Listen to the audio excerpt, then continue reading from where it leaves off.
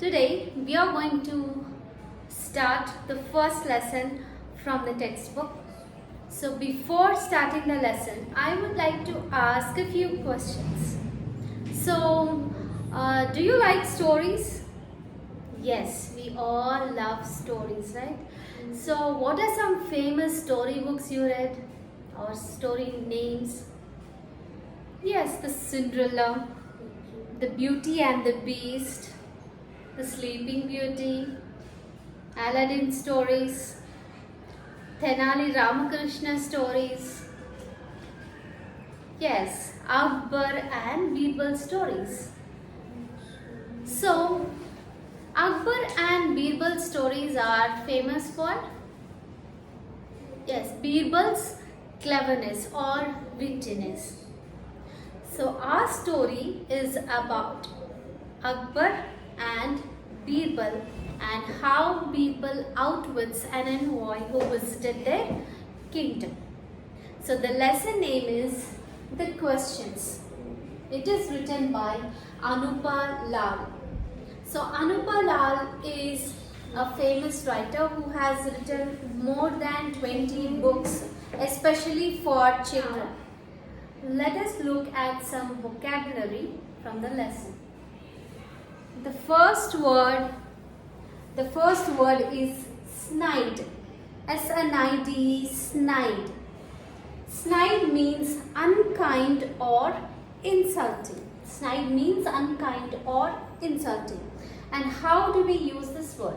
She made a snide remark about their house. She made a snide remark about their house. That means she spoke something unkind or insulting way about their house. And second word is envoy. E-N-V-O-Y, envoy. Envoy means a government representative sent on a diplomatic mission to another kingdom. That means a person who is sent on some government work from one kingdom to another kingdom. That person is called an usage. The king met an envoy from Pakistan. That means he met a government representative from Pakistan. And third one is graced. G-R-A-C-E-D, graced. Graced means was kind enough to attend or take part in something. That means to spare someone's time to attend something or take part in something. Usage. Our manager graced the orientation program held at the head office. So, their manager, somebody's manager, he graced, that means he was kind enough to take part or attend what an orientation program held at the head. The next word is assembled. A-S-S-E-M-B-L-E-D, assembled. Assembled means gathered. Assembled means gathered. That means to come together. Usage. The whole school assembled in the main hall. The whole school gathered in the main gaze. G-A-Z-E, gaze. Gaze means steady look. That means to look constantly at something. Usage. His gaze fell on a small child by the roadside. Maybe some person is passing by and he is looking at a small child who is left alone by the roadside. Gaze means steady look. And sixth word is mohurs. Mohurs means Mughal gold coins. Mohurs are nothing but Mughal gold coins. Usage. The king gave the poor man a bag of mohurs. That means the king gave the poor man a bag full of Mughal gold coins. The next word is coolly. C-O-L-L-Y. Coolly means calmly. Coolly means calmly. Usage. Stella greeted her mother coolly. That means Stella greeted her mother very calmly. Next word is whipped. W-H-I-P-P-E-D, whipped. Whipped means removed suddenly. Removed suddenly. Usage. My mother whipped my blanket.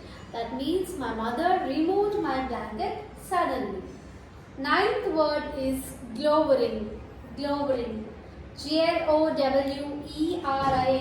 Glowering. Glowering means staring angrily. Glowering means staring angrily. Usage. My teacher is glowering at me.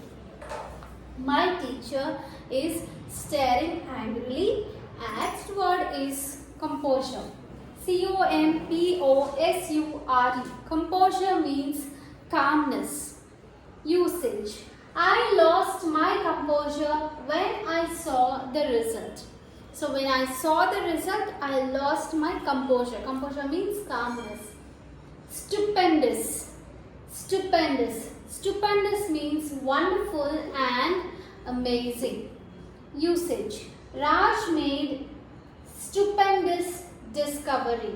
Raj made stupendous discovery. That means he made a wonderful and amazing discovery. Next one is explicitly. Explicitly means clearly. Explicitly means clearly. Usage. She replied explicitly. She replied explicitly. That means she replied. Now open your books at page 12. Late one evening when Birbal entered the Divanikas, an odd silence greeted him. Something else was odd too. Those courtiers who normally met him with a scornful look or a snide remark were looking at him hopefully. Then Birbal saw a stranger seated by himself with a covered copper pot in front of him. Perhaps he was the reason for their strange behavior. So one evening, Birbal entered the Divanikas. What do you mean by Divanikas? Divanikas is a place or special a hall where all the courtiers gather, where they welcome the new guests or where they give the judgments to people, etc. So one day when Birbal entered the court, there was some odd silence. Odd silence means a strange kind of silence. So whenever Birbal enters the court, people usually give him a scornful look or a snide remark. Scornful look in the sense disrespectful look, and snide remark is something insulting kind of words they speak out whenever Birbal enters the court. Why do you think so? Because people are jealous of Birbal's cleverness. That is the reason they give some kind of scornful look or a snide remark. But that evening when Birbal entered the Divanikas or the court hall, there was an odd silence, and for surprise the people are looking with hope for Birbal. And there, when Birbal entered the court, he saw one stranger sitting in the hall, and in front of him there is a big copper pot which is covered with a red cloth. Maybe this is the reason why people are looking at him so hopefully. Maybe there is something for Birbal to solve there. The second paragraph. Akbar's voice broke into Birbal's thoughts. An envoy from His Majesty, the ruler of Kabul, has graced our court, said the emperor. He has heard glowing reports of the knowledge and the talent of our courtiers, and he wishes to ask them a few simple questions. So now Akbar started speaking to Birbal. What did he say? He told that there is an envoy from Kabul. Who is an envoy? We already learnt. Envoy means a government representative who is sent on a diplomatic mission to another kingdom. So from Kabul there is an envoy who visited Akbar's kingdom. And why did he come there?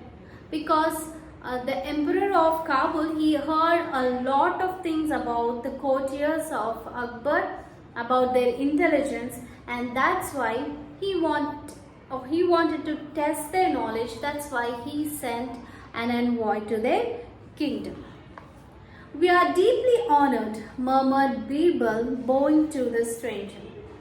"I repeat my question," said the stranger, looking arrogantly at the assembled courtiers. "Who can tell me what is in this pot?"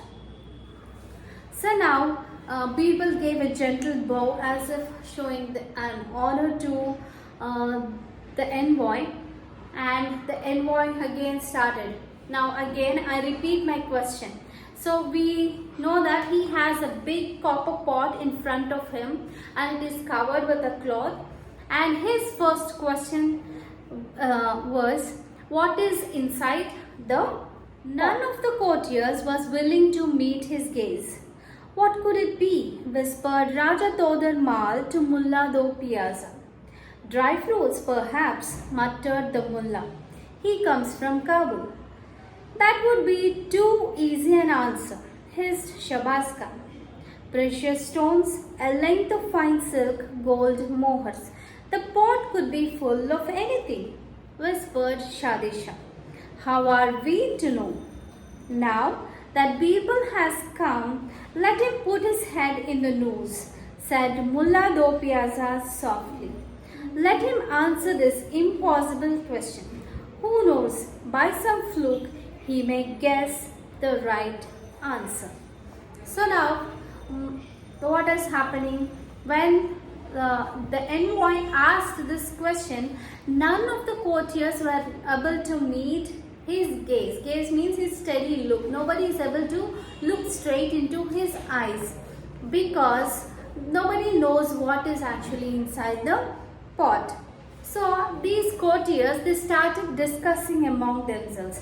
So one of the person, Raja Todar Mal, what was he saying? What could be inside? He is whispering to his neighbor. Who is the neighbor? Mullah do Piazza. So Mullah muttered that maybe there are some dry fruits inside because he came from Kabul. So other person, Shabazz Khan, is saying that would be so easy to answer. Maybe there may not be any dry fruits inside. Maybe there are precious stones, a length of fine silk or gold. The pot could be full of anything. How are we to know about what is inside the pot? So the pot could be full of anything. Who are we to know? How can we know? Who said this? Shadisha. He said, how are we to know? The pot could be full of anything. So now let us not discuss too much. Now that Birbal has come, let him put his head into the noose. What is a noose? Noose is nothing but a circular loop at the end of the rope, where usually we use that noose to hang the prisoners. So let him put his head in the noose and let him solve this question. And maybe, who knows, by some fluke, he may guess the right answer. What is fluke? Fluke means a chance happening. By any chance, he may guess the right answer. Page number 30. "Huzur, if you have no objection, may I examine the pot a little closely?" Birbal addressed the stranger. "By all means," said the envoy coolly. He shrugged his shoulders. "The task we have set is not difficult." So now Birbal is asking the envoy, "Huzur, if you have no objection," Huzur means it is a title of respect for a person of high rank. It is it is in the language of Urdu and Persian. So he said, "Huzur, if you don't have any objection, can I examine the pot more closely?" he asked. And the envoy said, "Okay, by all means you can examine it yourself." And he shrugged his shoulders. Shrugged means to raise up the shoulders as if he is not interested. That means he is showing some kind of disinterest. And he is saying that the task we have set is not at all difficult. The courtiers looked uneasily at one another as Birbal walked over to the pot and bent down to examine it. Then, with a sudden movement, he whipped off the cloth that loosely covered the mouth of the pot and peered inside. So what happened? Now Birbal started walking towards the pot. So now he bent down to examine it. So with a sudden movement, he whipped off the cloth from the pot. That means there is a cloth that is covering the mouth of the pot, and that cloth he whipped it off and he peered inside. Peered means to look. So he looked inside. The pot is full of emptiness, Your Honor, declared Birbal. It contains nothing. But the envoy was spluttering with anger. You were not supposed to uncover the pot and look inside. Huzur, you said nothing about uncovering the pot, Birbal said innocently. In fact, you gave me permission to examine it more closely. Now, the envoy is telling Akbar that there are some more questions to be asked. So, his first question was, what was his first question? Where is the center of the earth? And his second question is, how many stars are there in the sky? So for a moment, the entire court was in silence because nobody knows what exactly are the answers for these questions. And the first one to recover his composure, that means calmness, is Birbal. He is the first one to speak out. These are difficult questions, Your Honor, he said. The envoy looked satisfied, and we would need some time to answer them. I am in your country for another 10 days, said the envoy grandly. We will have the answers ready before your departure, said Birbal with a respectful bow. Until then, you are our honored guest, Akbar said to the envoy. Enjoy the beauties and the wonders of our kingdom. For the next 9 days, Birbal absented himself from court. No one knew how he was preparing to answer the envoy's questions. So, now the first one to speak out is Birbal. Now he said, Your Honor, these questions are very difficult. Now the envoy looked somewhat satisfied because now he is thinking that maybe these people could not answer, and so that I can outwit them. But Birbal said they need some time to answer these questions. Then envoy said that for the next 10 days I will be staying in your kingdom and you can get your answers ready by then, he said. So by all means we will get our answers ready by the time you leave, from the kingdom. So Akbar said, until then you are an honored guest and you can enjoy all the beauties of the kingdom, he said. So for the next 9 days, Birbal absented himself from the court. That means he did not come to the court and nobody knew how he was preparing to answer these questions. And last evening of the envoy's visit, at Birbal's request, the emperor and the courtiers gathered outside the Divanikas. Birbal bowed to the envoy. Thanks to your first question, he said. We made a stupendous discovery. He pointed to a mark he had made on the ground. Here, right here is the center of the earth and we are fortunate enough to be standing on it. So next day, what happened when the day the envoy is supposed to leave the kingdom? That day, Birbal came and on his request, all the courtiers and also Akbar, they gathered outside the Divanikas, that means outside the court hall. And now Birbal is talking to the envoy. Now thanks for your first question.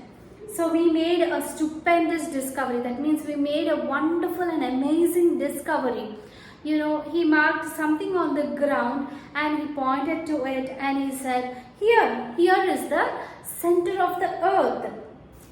And we are so fortunate enough to stand on it. That means we are so lucky to stand on the center of the earth. He turned to the dumbfounded envoy. All our research and consultations with experts have revealed this truth. You are of course welcome to verify it. Of course, echoed the envoy in a faint voice. Behind him, both Birbal's friends and foes grinned at one another. And the answer to my second question, asked the envoy. So now Birbal turned to the dumbfounded envoy. Dumbfounded means unable to speak because of surprise. So the envoy is surprised and he is not able to speak. And what Birbal said, so all our consultations and research. Consultations means discussions about the discussions seeking advice. Consultations means discussions seeking advice. So all our discussions and research have revealed the truth that this is the center of the earth. If you have any doubt, you can verify it yourself. Verify means to examine it carefully. So you can examine it yourself. And now this envoy said, of course. He said in a faint voice in the sense low voice. Now already he started feeling low. So now behind them, Birbal's friends and foes. Foes are enemies. So they grinned at each other. That means they smiled at each other, giving a wicked kind of smile. And now this envoy is asking answer for the second question. Birbal signaled to one of the guards, and in a minute 6 sheep were brought before the assembly. Huzur, said Birbal to the envoy, your second question was this: how many stars are there in the sky? Again, a very difficult question.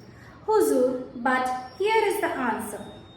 There are exactly as many stars in the sky as there are hair on these 6 sheep. It was not easy to locate sheep with the exact number of hairs, and that too in 10 days, but by God's grace we were able to do it. Now Birbal is saying, Huzur, your second question was this. What is your second question? How many stars are there in the sky? Now he signaled to some guards there and they brought in 6 sheep. And your second question was, how many stars are there in the sky? So again, this is also a very difficult question.